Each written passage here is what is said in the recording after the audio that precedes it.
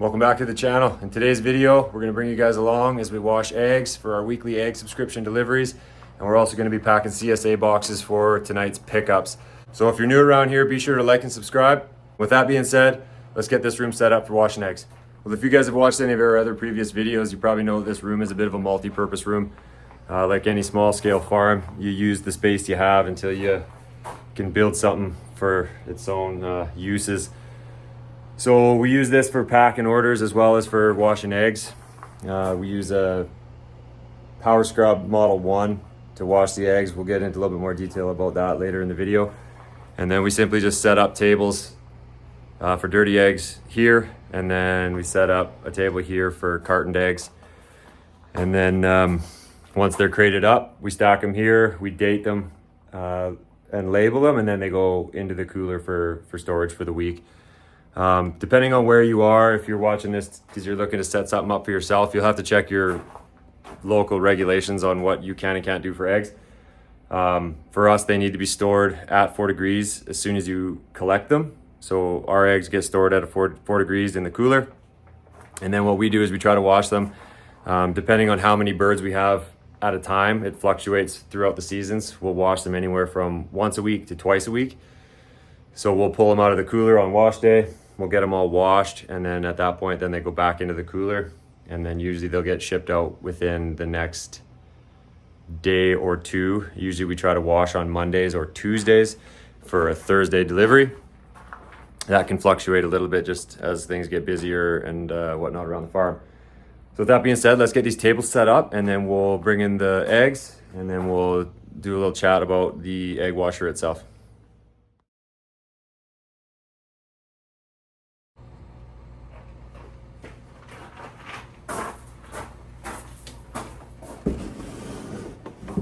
Okay, well, we got all the eggs brought out. So you can see that's right around a week. I believe I did them last Tuesday, I think.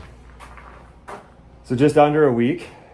And we sell those predominantly through a weekly subscription. So people pay up front for the month, and then we deliver 1 or 2 dozen. And we also offer half dozens every week. And then we also have 2 local markets that we do, plus an online store. So that's kind of what we're running right now at max production for our area with a small lot permit, is that we're allowed to run $3.99. So they kind of handcuff you a little bit as to how much you can grow your business, hence why a lot of the small farms are forced to diversify, which we'll make a whole video on diversification and the benefits and pitfalls of that. But yeah, that's it. So we bring all the eggs out, and then we will make sure that we have a bunch of cartons stamped. We buy a bulk pallet at a time carton. Once you get over that 100 birds, it's just way more cost effective to buy blank cartons by the pallet load. It brings your cost way down, and then you can run custom branding. I think not in today's market, if you want to be selling a high quality product that looks the best and you want to be known for the best, I think you need to brand everything. So we simply got a stamp made for our farm logo, and then we just bought a big stamp pad. Not very efficient in regards to time. Once we get maybe a little bit bigger down the road, we might look at getting pre-printed cartons, but for now that works pretty good. And then yeah, so everything gets put in a new carton, and then we put them in these I'm not sure the exact size, they're bulb crates. We use them for harvesting as well. But they're just these big black crates, and you can fit 15 dozen in each one, and then they can stack, which is nice for transport. And then for harvesting, we just use milk crates.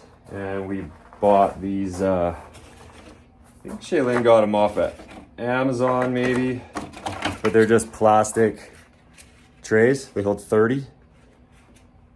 And to be totally honest with you, I forget how many fit in a crate. Maybe 6, give or take. So that's kind of the setup. We'll finish getting this one more table set up for the finished cartons. And then, yeah, and then we'll jump in and talk a little bit about the washer.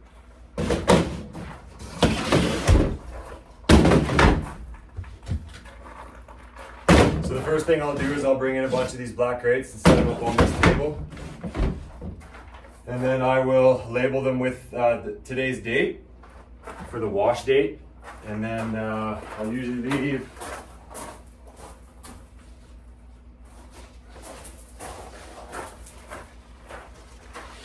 so on slow days when the gardens and other chores slow down or we have a rain day, we'll come and we'll pre-stamp a bunch of these so that on wash day, super efficient and you can just crank through it. That's the key with eggs. If you're wondering if eggs are profitable, yes they are, but you have to take the steps to make them profitable. If you're washing eggs in your kitchen sink still, and trust me, I get that. We've done it. We used to collect eggs in like feed buckets for the horses, and they would stack up in the kitchen, and until we got probably to like 100 and 150 chickens, we were washing them in the kitchen sink. And that is what it is. I totally understand that. But once you start scaling past that 150, you can't keep doing it in your house. You have to upgrade and buy some sort of a washing unit. And there's tiers to it. You can get the entry level, or you can get the one we have, I'd say is like a mid-tier, mid-scale. And then this same company also makes one that's even bigger. And I'll talk a little bit about that. But yeah, so I'll always have a stack of cartons here. And then I'll also have a stack of cartons up on the tray. And it's just for easy access. I'll show you once I get you guys spun around here and start washing eggs, but I use the carton as a bit of a catch so that the eggs roll into it and don't slam into the back. It's one of the downfalls of this washer.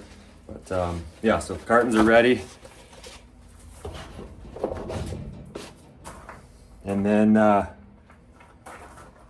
then we'll just label these.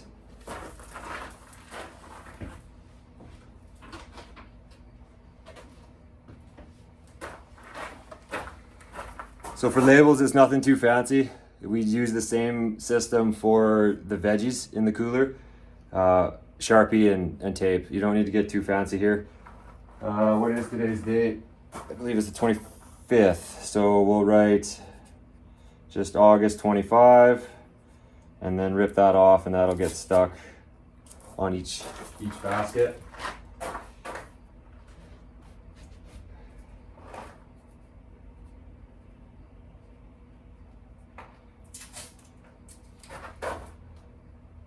So it's really easy as you start to scale up to feel like you need a bunch of fancy things, but you can still keep things pretty simple and still ensure that you're, running like a first in, first out, food safe kind of thing.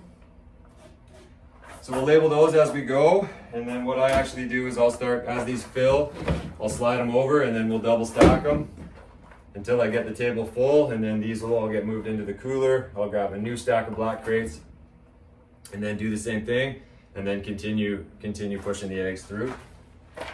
So this egg washer is definitely a massive upgrade. I would highly recommend getting this. One of the downfalls, well, I would say maybe two of the downfalls, is that it's a little short just in regards to the brushes. They make the 2 model, which is double the length, and it has fans at the end to dry the eggs as they come out, and then they roll around and then they come right out in front of you for cartons. It's a little bit overkill for the size that we are, but I think that it would speed things up in efficiency. Where right now, if your eggs are dirty, like fairly dirty, sometimes you got to run them through twice, and then they will come out wet because they don't fully get dried. So you have to let them sit for a little bit. So that's really the only downfall I would say. Other than that, it's been great. And then they also have submersible ones that you can buy that are a different brand. I've never bought one or used one, but the eggs get dunked in and then I don't know how it works, but they're quite a bit cheaper. So depending on your scale, but yeah, I would highly recommend upgrading to an egg washer so you're not doing it by hand as you scale your business. So with that being said, let's get this thing fired up and wash a few eggs.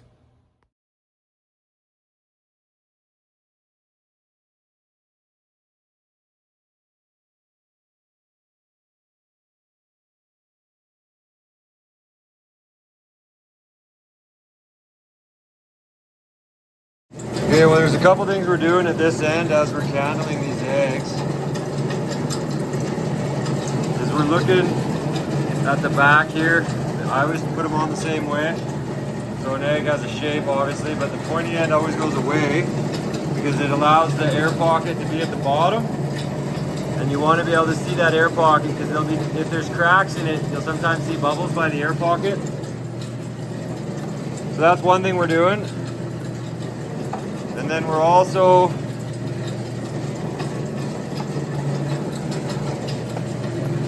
doing everything we can to keep this thing loaded so the machine never runs out. But we're just checking for cracks. So you see that there? So that egg is cracked. So we simply grab a spare one of these. That egg gets pulled out, gets tucked aside.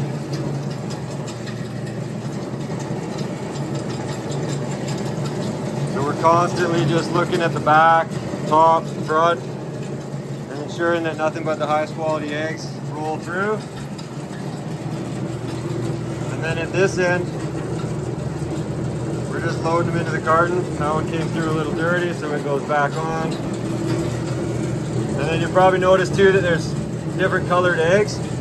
So with the different colored eggs, what causes that is that we're running two age groups of flocks.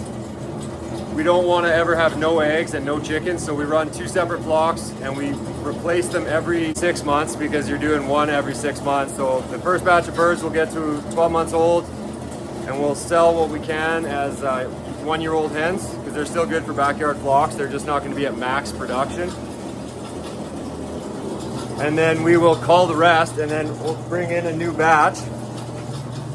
And then the other birds will continue to lay while the new ones start to lay, and it's just a constant revolving door. We never keep a batch of chickens on farm longer than 12 months as best we can. Sometimes we run into hiccups with pullet suppliers and whatnot, but that's what's causing that. So the older the chicken, usually the eggs will go a little bit lighter in color and then start to fluctuate in size, where when they're in that fresh laying age group, the eggs are going to be very uniformed and that nice dark brown. Obviously diet has a bit to play into it too, but what we've found is that a lot of it is age. As they age out, you'll start to get the odd chicken that starts throwing like really light eggs, and then really oddball sizes, you'll get like really big ones. And then any big ones, we usually just put them in the back corner, and then those will be what come into the house, and we eat those.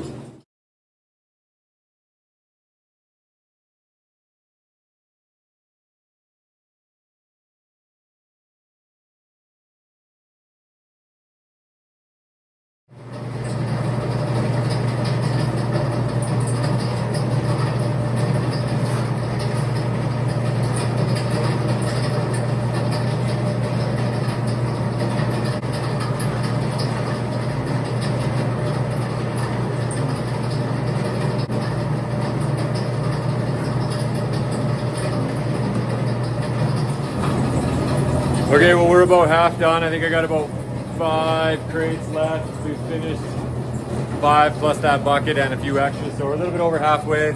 6 crates full. So now what I'm gonna have to do is move and jockey a few things around in the cooler. Today's a little bit tough too, because I gotta make sure that I don't bury too many of these boxes of veggies, because I'm gonna have to pull them out for the CSA pickups. We got 5 people that pick up from the farm. The rest are all deliveries. So what I'm going to do now is just take these crate of eggs, just slide them over to make room for the new stack right here.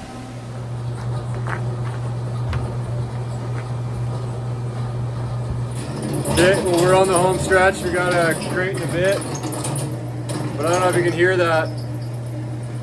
This thing's all of a sudden, like, it's always noisy, but that noise right there is the new. So I'm gonna have to investigate that. I don't want that to leave me hanging. I mean, it'll probably do it in the middle of winter or something crazy. You know how that always goes. So I might have to investigate that in another video, so stay tuned for that. That's really the first thing that we've ever had really malfunction, other than the switch on here. So I don't know if that's a bearing in there or if something, maybe, I'm thinking it's either a pulley bearing or one of the bearings on the brushes, then I'm kind of thinking that maybe something is in that motor. So anyways, almost done.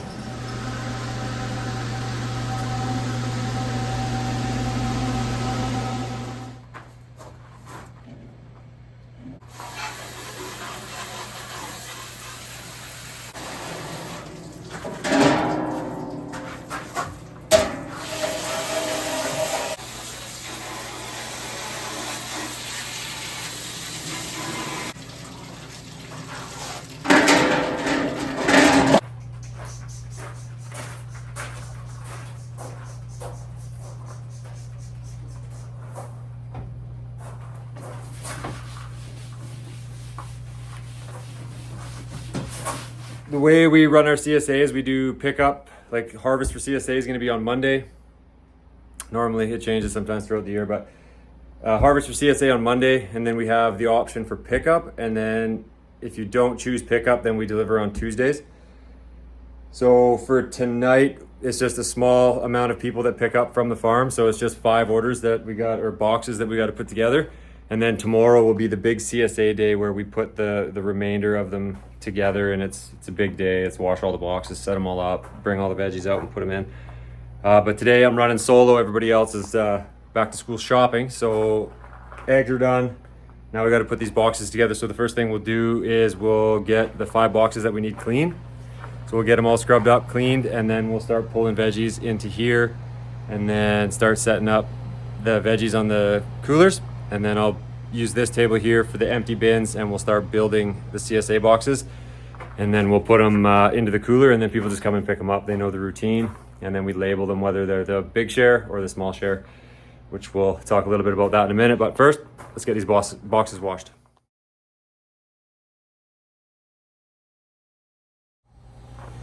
Okay, well, I got all the boxes rinsed out, and it's kind of a 2-part reason why we do it. One, to get any dirt and debris out of there that may build up just from sitting outside. But the other thing is that the sun comes across here like this, and I don't like storing these inside just because they take up space. So these do sit in the sun. So those are very hot right now, hot plastic. And what I don't want to do is put those inside and then go and put cold veggies into a hot box and then put them back in the cooler, because then you're going to get sweat and condensation, or not sweat, but condensation inside the inside of that box, and those vegetables will sweat a little bit.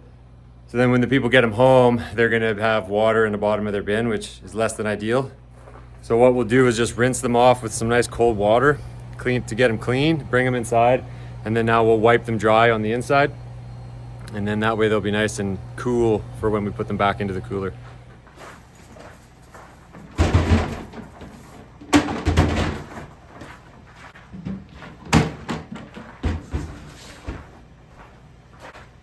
So we've adjusted our CSA over the years.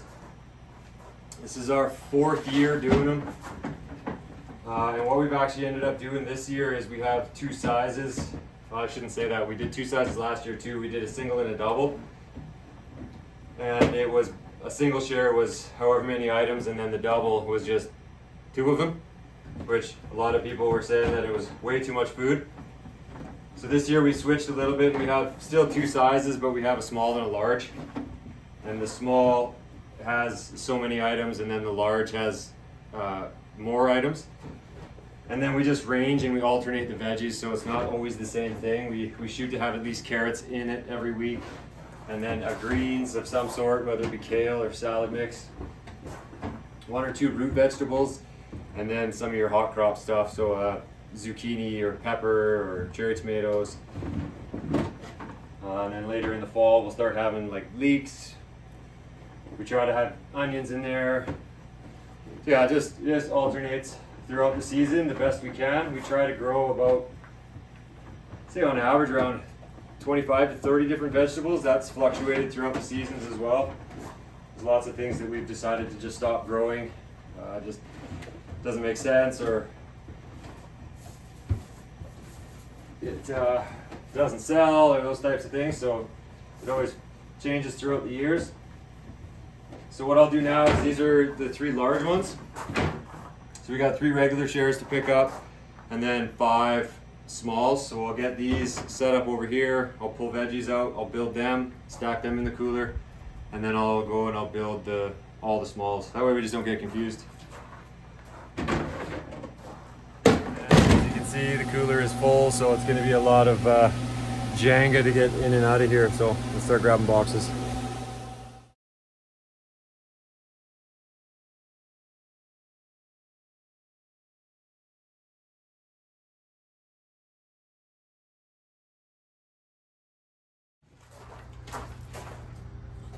Okay, well, now that we got all the veggies out, Shirley left me a list, so we're just going to go down the list and start filling these 3 bins the same. And then the other thing that she likes to do is that we'll take a picture of each size of box so that she can post it to Facebook so that the members can see what's coming for this week, so they can get a little bit of excitement going on. So first things first, each box is getting a leek.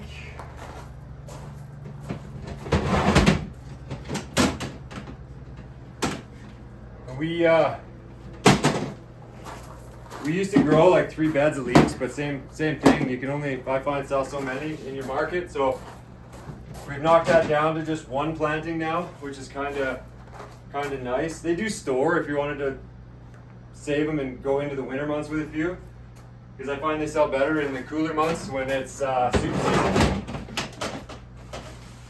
Each bag's also going to get a bag of carrots. Large salad mix.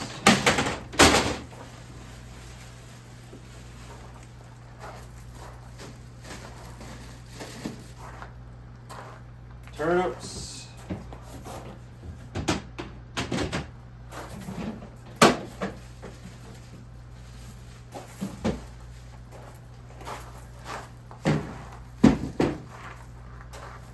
Broccoli.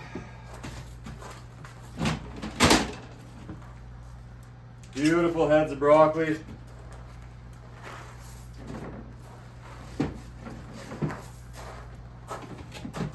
Corn.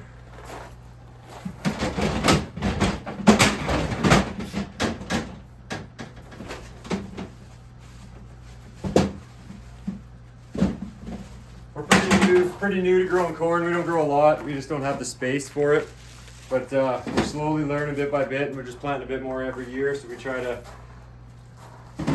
let the CSA members get the best of the best, and if there's extras, we take it to the market. But CSA always takes priority. And a kohlrabi.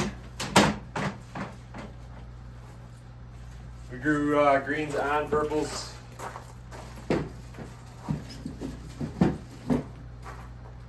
What else we got? Bell peppers, greenhouse bell peppers, probably the best year we've ever had for them. We got them in there a little bit late because the greenhouse was still full of hanging baskets, but we should get a decent crop for the end of the season. What else? Cucumber.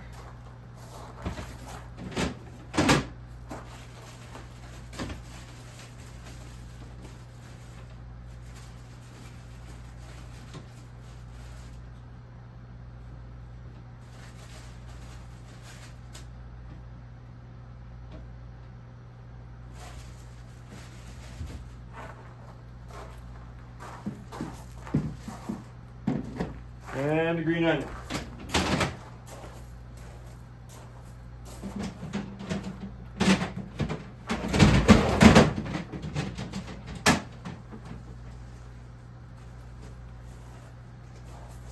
Green onions this round are good too. We try to alternate between purples and whites, but yeah, these ones are nice bunches, nice good size.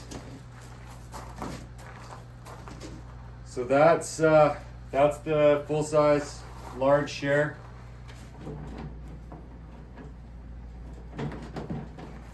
So that is the nice thing about these boxes. They are expensive, but the nice thing about them is that they're cleanable. When we first did this in the early stages, I think it was like our first year, maybe our second year, we bought like those cardboard veggie boxes that you can buy. And they're crazy expensive. I think with the lid they're like $5 a piece, and we were delivering them in those, but we would try to get people to bring them back or give them back and just exchange them every week. But they get kind of dirty, people leave them out, and then you were never really able to clean them. So we quickly switched to this style. And then what we do to ensure that people don't damage them and have to give them back is that there's just a deposit at the beginning of every season. We call it a box deposit, so they pay at the beginning of the season, and then once we get both the boxes back, because we bring them one full of veggies and then they give us the empty one back, and we just alternate back and forth. Once we get both boxes back at the end of the season and they're in good condition, then we refund the deposit. So it works out good, where we can use a good high quality product that we can clean, but we don't take the risk of people not caring about them and damaging them and whatnot. Okay, so those are all wiped out. We'll get the veggies now.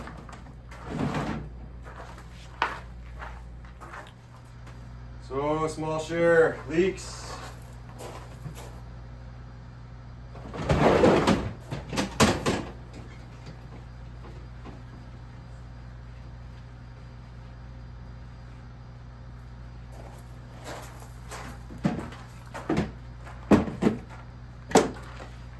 Carrots.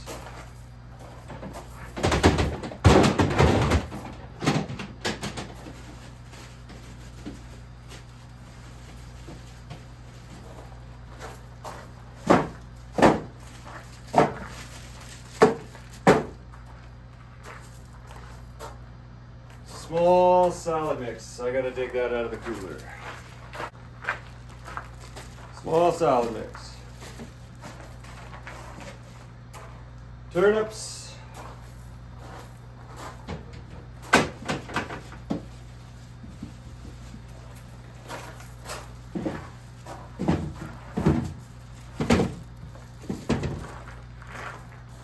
Broccoli.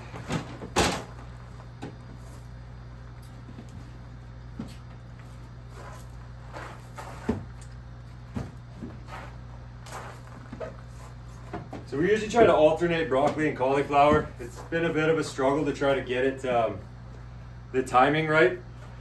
We had some cutworm problems earlier in the year, so we lost a lot of our cauliflower to that. And then over the last 3 years, we've ramped up, and I'd say we're double production for broccoli cauliflower. It's something that always sells well. People always like it, and I find it to be a staple. So we try to at least get broccoli and cauliflower into the boxes as much as we can.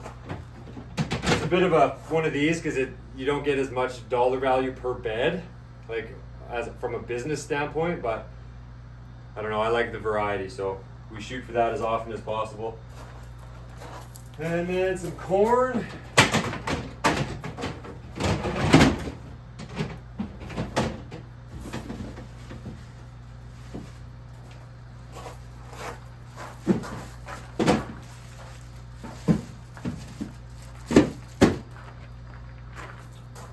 Cucumber. The cucumbers this year too were a little bit delayed. I ended up getting bacterial wilt. We keep running a pretty high-end cucumber seed, but they're supposed to be very prolific. And the first year we grew it, it was great, and then the last 2 years we've had problems with bacterial wilt where they just basically rot right off at the root, or like the bottom of the stem where it goes to the roots. So I don't know what happened there, so we ended up getting in, I think probably 4 weeks late, but now they're just going crazy. We're getting probably 50 to 60 cucumbers every 3 days, so we're overrun, one might say. And then green onions, and that's it.